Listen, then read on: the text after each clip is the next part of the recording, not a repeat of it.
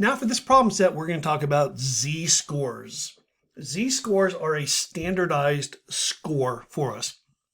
If I say, hey, I had a 78 on the test, that doesn't really tell you how I did in comparison to everybody else. If the average was 97, I did not do well. But if the average was 42, I did phenomenal. So raw scores in and of themselves don't do a whole lot for us.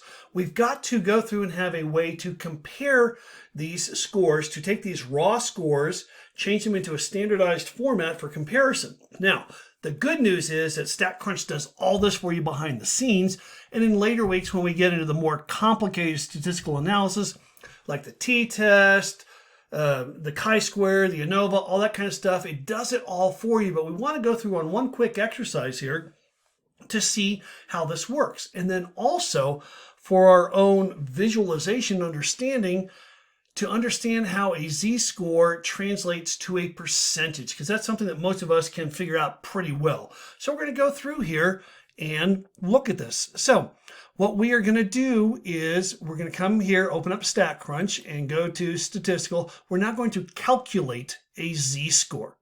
So we're going to go to calculators and come down to normal. And when we do, great, it gives us the normal curve. And you see up here, there's a couple of things for the normal calculator. There's the standard, and the standard kind of looks at percentages above or below. The other option is if you click on between, it says, hey, if I have two raw scores, what percentage of all these scores would be between these two? Most of the time we'll be here on the standard size. But you can see it's the normal bell curve here.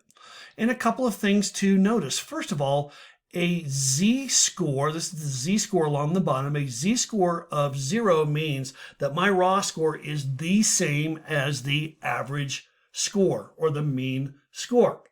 So if the class average was a 78 and I got a 78, my z-score is 0. I'm exactly in the middle. A positive z-score means that I am above this mean value. A negative z-score says I am below it.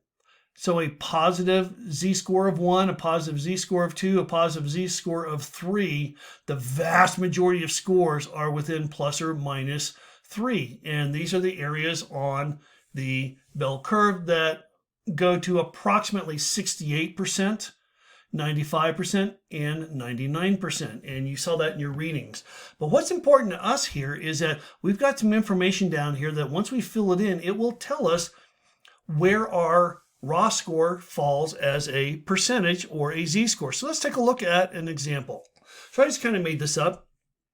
Different ages of college graduates, 21 through age 25 on the left, their mean income in thousands of dollars, and the standard deviation over here.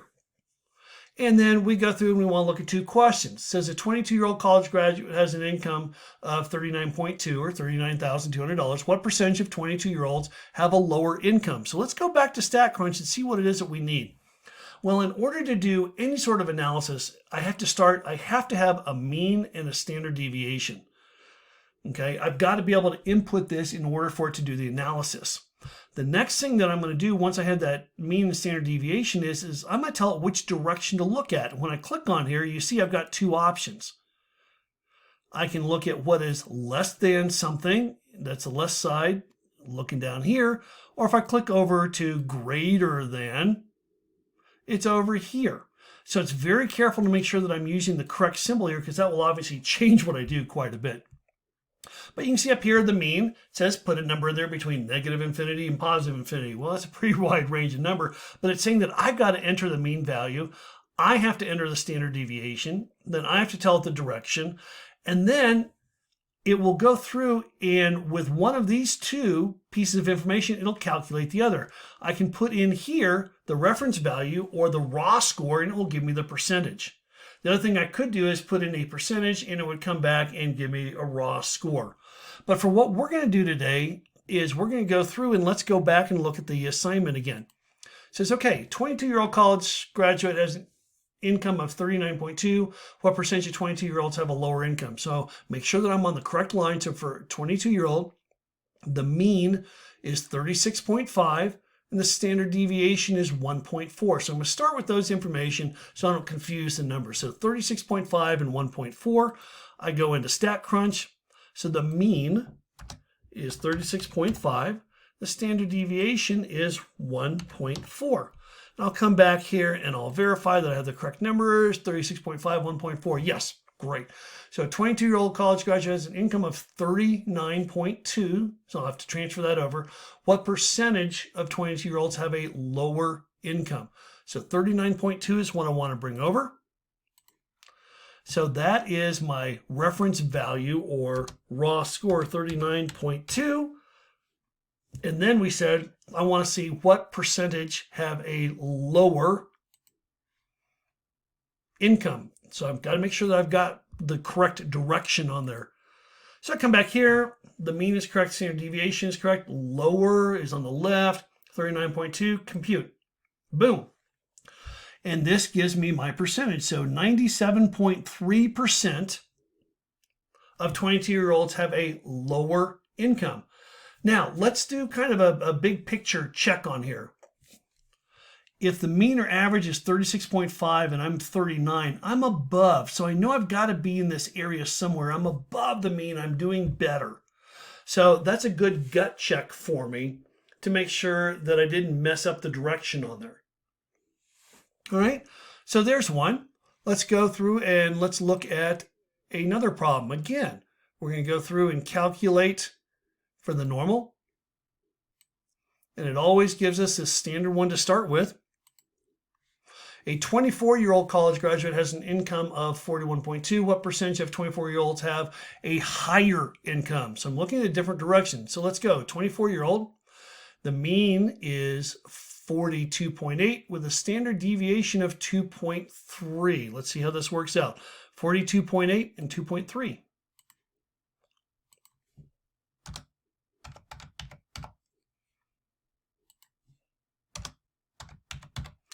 Let's get rid of this one just to get it out of the way. Thank you. So 42.8, 2.3. And what was the rest of the problem? The 24-year-old has an income of 41.2. What percentage of 24-year-olds have a higher income? So 41.2 and higher.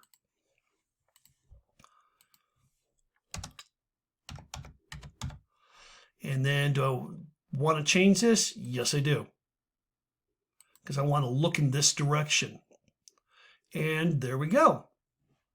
So it says about 75.6% have a higher income. So basic check. The average, the mean was 42.8. I'm 41.2, so I'm below the average. So at least 50% of the people have a higher income than this 24-year-old. And the way the numbers come out, it looks like about 75%. So that makes sense. So that's my basic gut check, is the mean versus my raw score to make sure that I have this direction correct. And that's how we use StatCrunch to determine percentages from the raw data and the z-score.